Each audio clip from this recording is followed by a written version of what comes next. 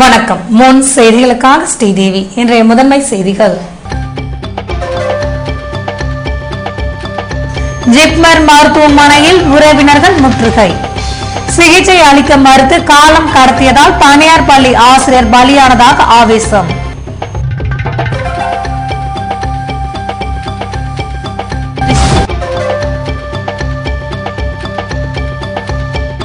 விபத்து வழக்கில் நஷ்ட ஈடு வழங்க மறுப்பு. நீதிமன்றத்தின் உத்தரவின்படி புதுவையில் அரசு விரைவு போக்குவரத்து கழக பஸ் ஜப்தி.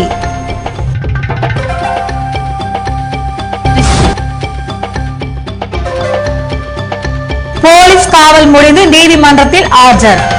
புதுவை வடக்கு பகுதியில் உள்ள வீடுகளில் கொள்ளையடிக்கப்பட்ட நகைகள் பறிமுதல்.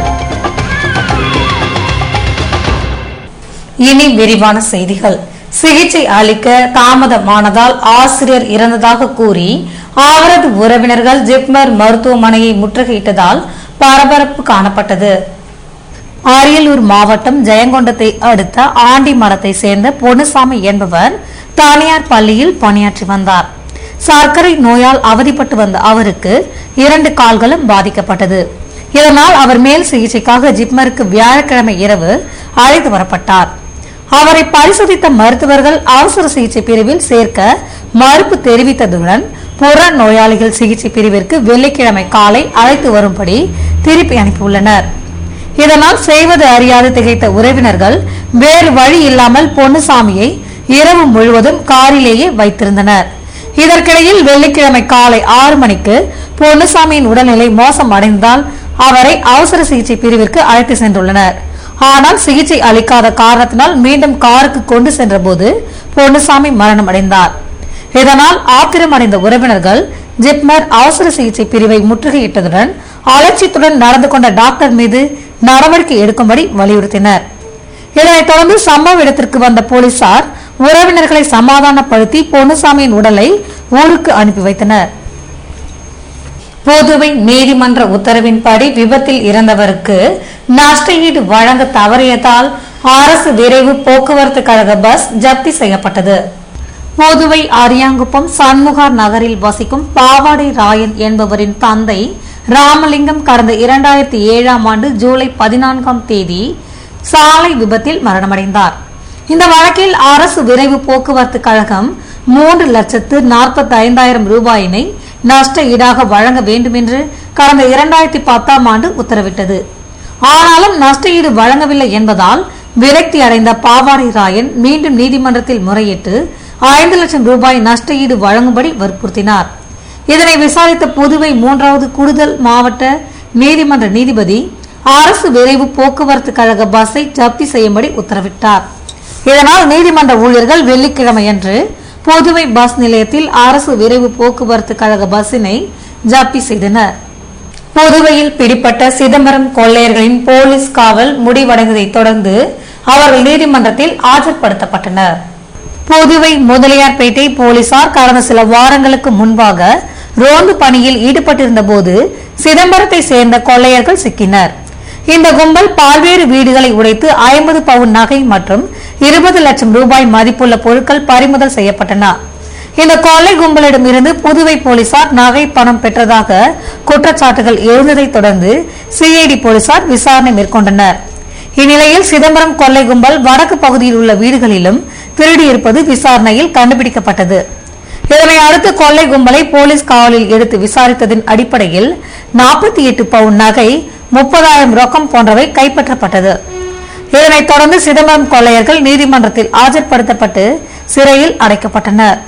புதுவை ஜிப்மர் வளாகத்தில் உள்ள கேந்திர வித்யாலயா பள்ளியில் நடைபெற்ற கண்காட்சியில் மாணவ மாணவியர் தங்கள் அறிவியல் படைப்புகளை பார்வைக்கு வைத்திருந்து தங்கள் திறமையை வெளிப்படுத்தினர். புதுவை ஜிப்மர் வளாகத்தில் அமைந்துள்ள கேந்திர வித்யாலயா பள்ளியில் அறிவியல் கண்காட்சி நடைபெற்று வருகிறது. இதனை பள்ளியின் தலைமை ஆசிரியர் ராமச்சந்திரன் துவக்கி வைக்க இதில் 250க்கும் மேற்பட்ட மாணவ மாணவியர் தங்கள் படைப்புகளை கண்காட்சியில் பார்வைக்கு வைத்திருந்து அறிவியல் திறமைகளை வெளிப்படுத்தினர். புதுவை முதலியார்பேட்டை அரசு பள்ளியில் நடைபெற்ற அன்னையர் சந்திப்பு நிகழ்ச்சியில் மாணவியரின் குமர பருவ சமூகம் சார்ந்த பொறுப்புகள் குறித்து விளக்கம் அளிக்கப்பட்டது. புதுவை முதலியார்பேட்டை அர்ஜுன சுப்புராயன் அரசு நடுநிலைப் பள்ளியில் மகளிர் மேம்பாட்டு நிகழ்ச்சியின் போட்டிகள் நடத்தப்பட்டன. இதன் தொடர்ச்சியாக வெள்ளிக்கிழமையன்று மாணவிகளின் அன்னையர்களுக்கு கோலப் போட்டி நடத்தப்பட்டது. இதன் பின்னர் நடந்த அன்னையர் சந்திப்பு நிகழ்ச்சிக்கு பள்ளியின் பொறுப்பாசிரியை மாலதி தலைமை தாங்க தமிழ் ஆசிரியர் தட்சிணாமூர்த்தி வரவேற்புரையாற்றினார். மாநில பயிற்சி மைய விரிவுரையாளர் கோபால் குமர பருவ பெண்களின் சமூகம் சார்ந்த பொறுப்புகள் மற்றும் கடமைகள் குறித்து விளக்கமளித்தார். இதில் பள்ளியின் ஆசிரியர்கள் மாணவிகள் கலந்து கொண்டனர்.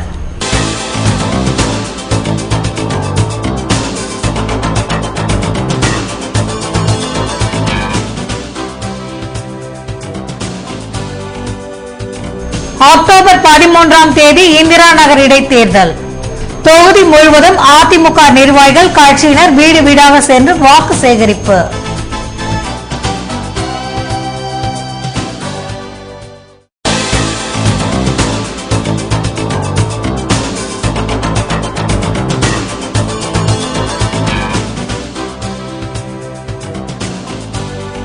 மகளை அழைத்து வர சென்ற தந்தை கொலை.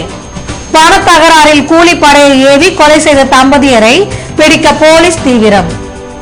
விவரம் விளம்பர இடைவேளைக்கு பிறகு.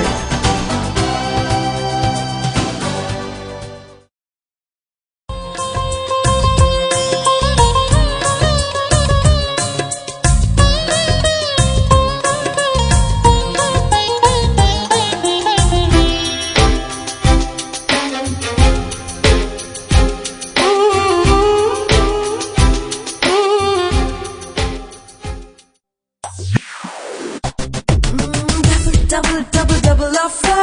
Money Electronics double offer. 25th anniversary. ஆடி சேல் தள்ளுபடி அத்தனையும் உள்ளதடி உனக்காக எனக்காக. பாண்டி மணி எலக்ட்ரானிக்ஸின் 25வது ஆண்டு விழா சிறப்பு விற்பனை. நீங்கள் வாங்கும் அனைத்து வீட்டு உபயோக பொருட்களுக்கும் வியக்கத்தக்க பரிசுகள் காத்திருக்கின்றன. உங்கள் பாண்டி மணி எலக்ட்ரானிக்ஸ். மணி எலக்ட்ரானிக்ஸ் டபுள் ஆஃபர். பளிச்சுன்னு துவைக்கிறதுல ஃப்ரண்ட் லோடிங் வாஷிங் மிஷினுக்கு நிகர் கிடையாது. ஃப்ரண்ட் லோடிங் வாஷிங் மிஷின் வாங்க மணி எலக்ட்ரானிக்ஸ் விட்டா வேற கிடையாது. IFB, LG, Siemens, Whirlpool, Samsung கம்பெனிகளின் ஃப்ரண்ட் லோடிங் மற்றும் டாப் லோடிங் வாஷிங் மிஷின்கள். டெய்லி பாத்திரம் தேய்க்க கஷ்டப்படுறீங்களா? மணி எலக்ட்ரானிக்ஸ்ல டிஷ் வாஷர் வாங்குங்க. வேலையை சுலபமாக்கிக்கங்க. மேலும் புகையில்லா சமையலுக்கு சில்லிஸ், விரைவாக சமைத்திட hobs. 0% finance exchange offer. Pondy Thennarkadu மாவட்டங்களுக்கு இலவச door delivery. Pondy Mani electronics, Maraimalai Adigal சாலை, பாண்டிச்சேரி.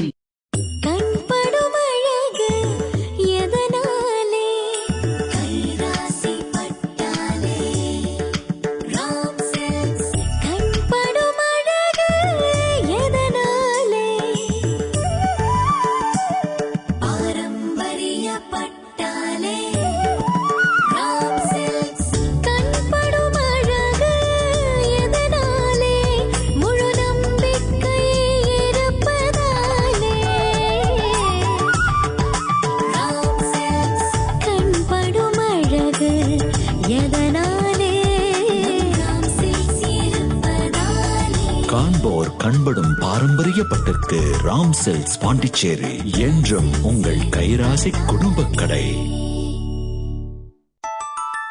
புதுவை தங்க மாளிகை, புதுவை தங்க மாளிகை. கண்கள் தேடுமே உள்ளம் நாடுமே எத்தனை அற்புத ரகங்கள். கலையின் காவியம் அழகின் ஓவியம் நகைகளின் ஆலயம் தரத்தின் தாயகம். புதுவை தங்க மாளிகை. எல்லாவித பொன் ஆபரணங்களுக்கும் தரத்தின் தாயகம் புதுவை தங்க மாளிகை. புதுவை புதுவை தங்க மாளிகை, புதுவை தங்க மாளிகை. கண்கள் தேடுமே உள்ளம் நாடுமே எத்தனை அற்புத ரகங்கள். கலையின் காவியம் அழகின் ஓவியம் நகைகளின் ஆலயம் தரத்தின் தாயகம். புதுவை தங்க மாளிகை. எல்லாவித பொன் ஆபரணங்களுக்கும் தரத்தின் தாயகம் புதுவை தங்க மாளிகை. புதுவை தங்க மாளிகை.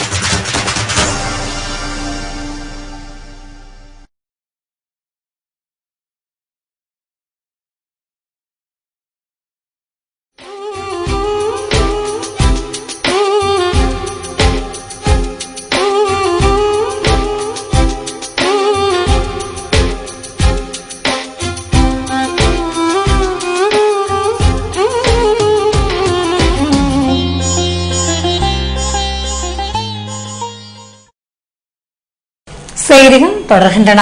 புதுவை முத்தியால்பேட்டை புனித ஜெபமாலை அன்னை ஆண்டு பெருவிழாவினை முன்னிட்டு நடைபெற்ற கொடியேற்ற விழாவில் திரளான பக்தர்கள் கலந்து கொண்டனர். புதுவை முத்தியால்பேட்டையில் அமைந்துள்ள புனித ஜெபமாலை அன்னை ஆலயத்தின் 128வது ஆண்டு பெருவிழா வெள்ளிக்கிழமை காலை 6 மணிக்கு மறை மாவட்ட முதன்மை குரு அருளானந்தன் தலைமையில் நடைபெற்ற திருப்பலிக்கு பின்னர் கொடியேற்றத்துடன் துவங்கியது. ஆலய முற்றத்தில் நடைபெற்ற கொடியேற்று விழாவில் புதுவையின் பல்வேறு பகுதிகளில் இருந்து திரளான கிறிஸ்தவர்கள் கலந்து கொண்டனர். விழா நாட்களில் தினமும் திருப்பலி, மறையுரை, சிறிய தேர்பவனி நடைபெற இருக்கிறது. அக்டோபர் 3ஆம் தேதி ஆண்டு பெருவிழா நடைபெறுவதால் அன்றைய தினம் ஆடம்பர தேர்பவனி நடைபெற இருக்கிறது.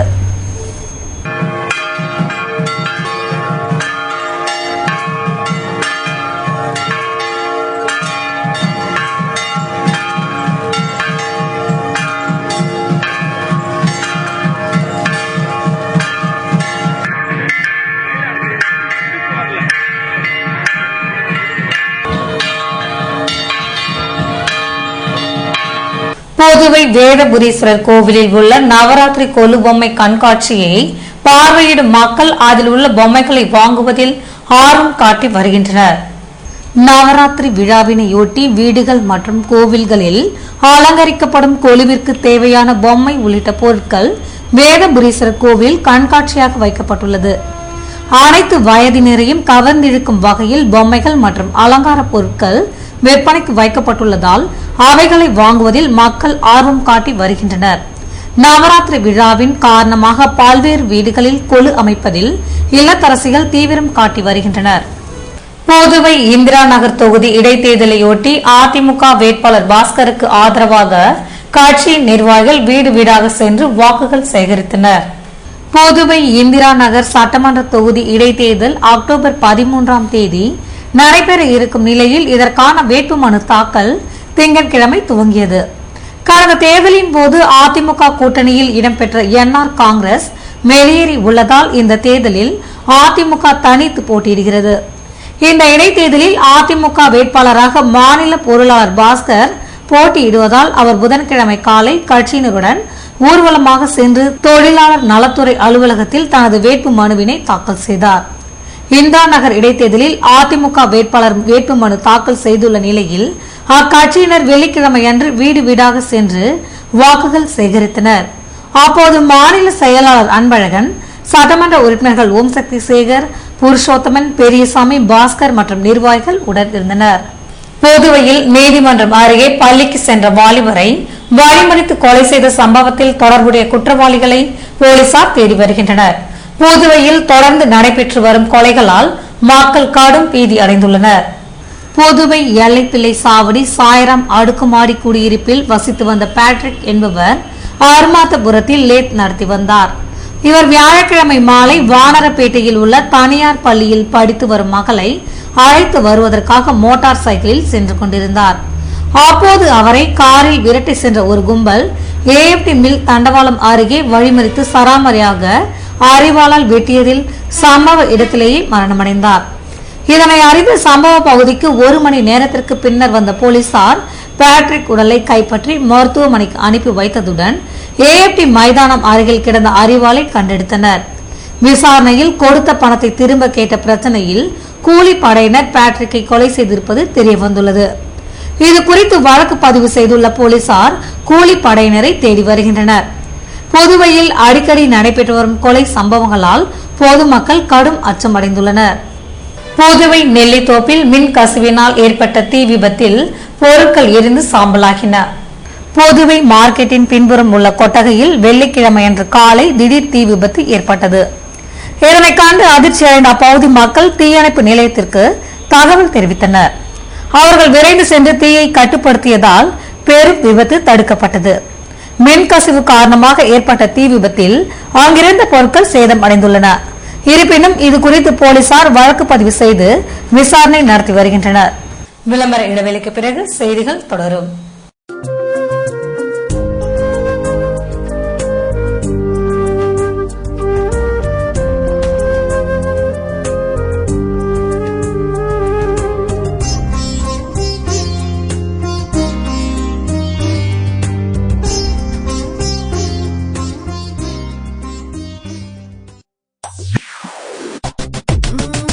double offer.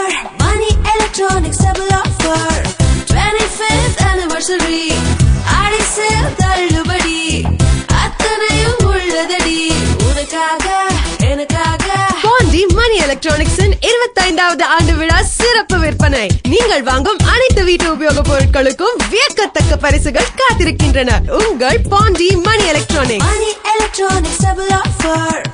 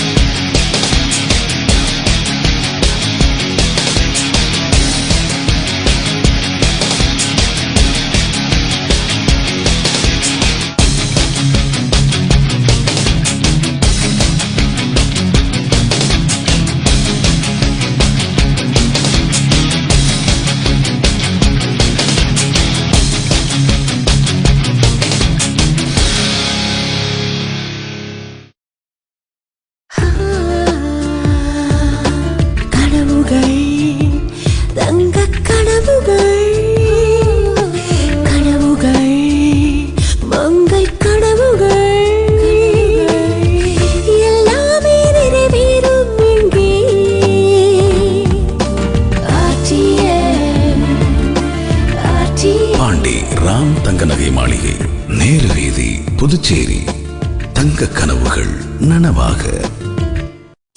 மயங்கினேனே மயங்கினேனே மயங்கினேனே ஓ மயங்கினேனே அழகான தங்கம் இதுவென்று அதற்கான தருணம் இதுவென்று மயங்கினேனே. ராம் தங்க நகை மாளிகை, புதுச்சேரி. ரியல் எஸ்டேட் வியாபாரத்தில் நம்பிக்கை பெற்ற தீபம் பிரமோட்டாஸ் நிறுவனத்தின் மேலும் ஒரு புதிய மனைப்பிரிவு ஸ்ரீ லட்சுமி நரசிம்மர் நகர், தவளக்குப்பம் டு வில்லியனூர் மெயின் ரோட்டில் பிரிஸ்ட் யூனிவர்சிட்டி எதிரிலேயே அமைந்துள்ள நகர்தான் ஸ்ரீ லட்சுமி நரசிம்மர் நகர். மனையின் சிறப்பம்சங்கள்: சுவையான குடிநீர், உடனடி மின்சாரம், நல்ல காற்றோட்டமான மனைப்பிரிவு, அகலமான சாலை வசதி, 24 மணி நேர பஸ் போக்குவரத்து வசதி. மனைக்கு மிக அருகில் அரவிந்தர் கண் மருத்துவமனை, சிங்கிரி கோவில், பள்ளிகள் மற்றும் குடியிருப்புகள். முதலீடு செய்வதற்கும் உடனே வீடு கட்டுவதற்கும் மிகச்சிறந்த இடம்தான் ஸ்ரீ லட்சுமி நரசிம்மர் நகர். இவ்வளவு சிறப்பம்சங்களுடன் கூடிய மனையின் விலையோ மிக மிக குறைவு.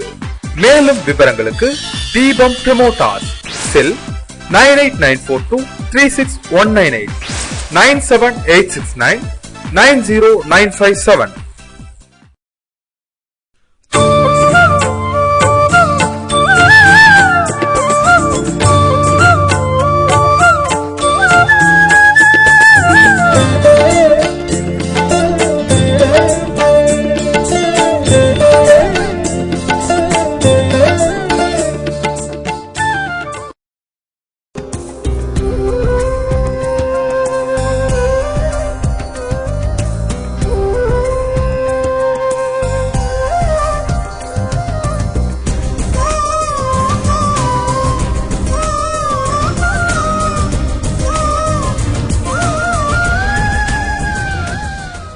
செய்திகள் தொடர்கின்றன.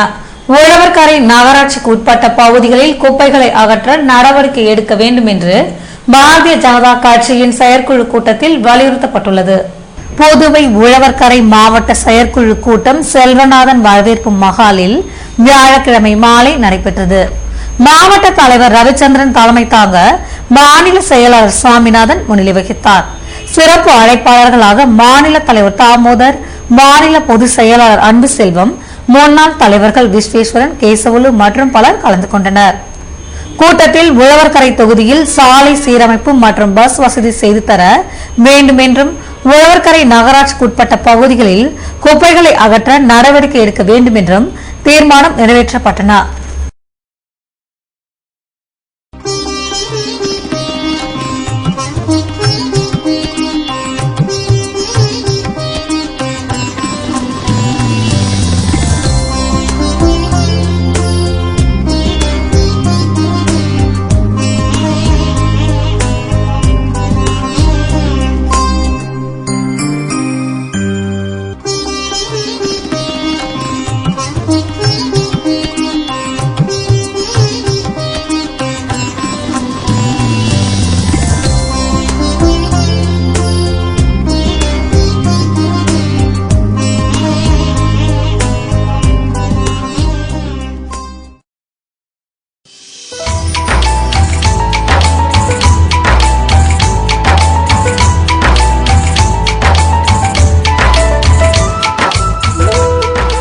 புதுவையில் இன்றைய வெப்பநிலை அதிகபட்சமாக 91 டிகிரி ஃபாரன்ஹீட்டாக பதிவானது.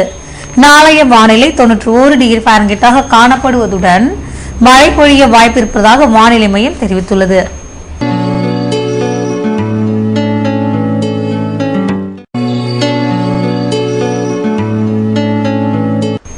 புதுவை கடற்கரையில் இருந்து சுமார் 50 கிலோமீட்டர் தூரம் வரை இன்று 4 அடியாக காணப்பட்ட கடலலை உயரம் நாளையும் 4 அடியாகவே காணப்படும் என்றும் தென்மேற்கு திசையிலிருந்து 18 கிலோமீட்டர் வேகத்திற்கு காற்று வீசும் என்று சென்னை வானிலை மையம் தெரிவித்துள்ளது.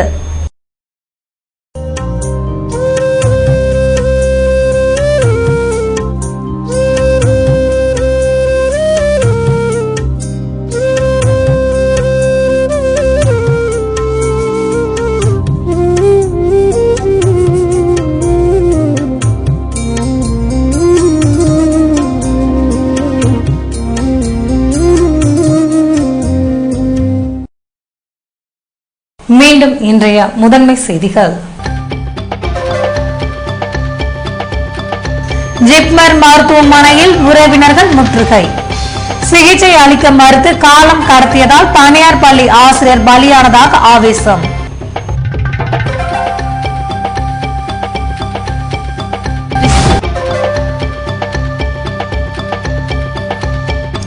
விபத்து வழக்கில் நஷ்ட ஈடு வழங்க மறுப்பு. நீதிமன்றத்தின் உத்தரவின்படி புதுவையில் அரசு விரைவு போக்குவரத்து கழக பஸ் ஜப்தி.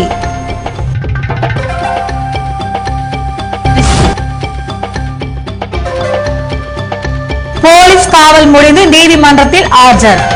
புதுவை வடக்கு பகுதியில் உள்ள வீடுகளில் கொள்ளையடிக்கப்பட்ட நகைகள் பறிமுதல். இத்துடன் செய்திகள் நிறைவடைகின்றன. வணக்கம்.